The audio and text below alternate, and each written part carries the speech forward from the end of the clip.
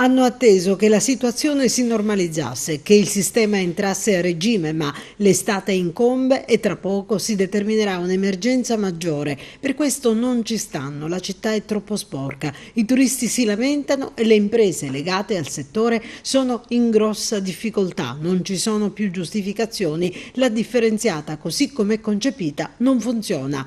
ABBA, Assotel, Assoturismo, CNA, Consorzio Turistico Valle dei Templi, Federagit, Fiavet, Saieva Onlius, Sicilia Antica, Endas scrivono al sindaco di Agrigento e chiedono un incontro e dicono abbiamo da proporre alcune soluzioni. Non sono le associazioni importanti, è Agrigento importante per noi, per cui partiamo da questo assunto. Noi amiamo Agrigento e vogliamo che Agrigento si presenti al turismo e al turista per come è, una città tra le più belle del mondo. Non siamo contro la differenziata che riteniamo imprescindibile.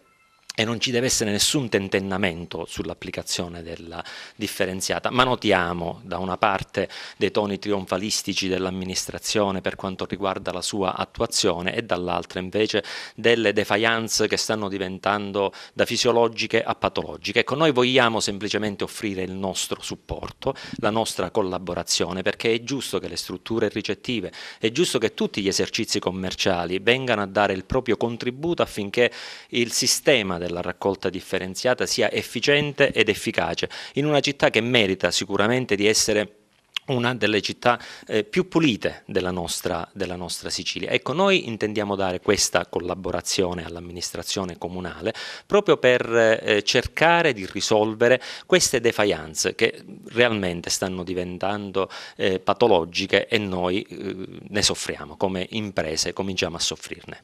E comunque c'è un assessore che si è mostrato molto operoso rispetto a queste problematiche.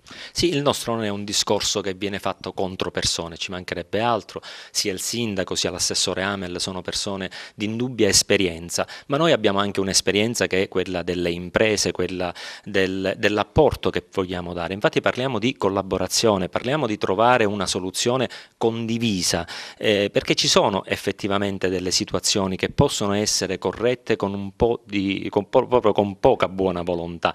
Ma noi intanto siamo mortificati e preoccupati per quello che sta succedendo ai clienti delle strutture alberghiere qui ad Agrigento, perché tanti ospiti si rifiutano pure di pagare la tassa di soggiorno per quello che trovano in città, per cui la sporcizia, le foglie degli alberi, tutto quello che c'è lungo le strade.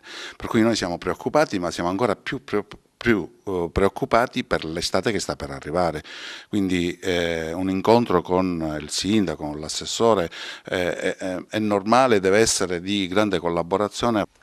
È un problema che comunque l'amministrazione giustifica con una presenza di incivili e non censiti. Di fatto c'è questo grosso neo da risolvere. Questo è un problema che comunque è risolvibile perché trovare chi non è in regola con le tasse dei rifiuti non è una cosa impossibile. E tra le altre proposte che vorremmo fare come cittadini preoccupati per questa situazione è proprio quella, alcune soluzioni per scovare chi non è in regola con questa tassa. Sicuramente è un elemento fondamentale affinché la differenziata abbia successo.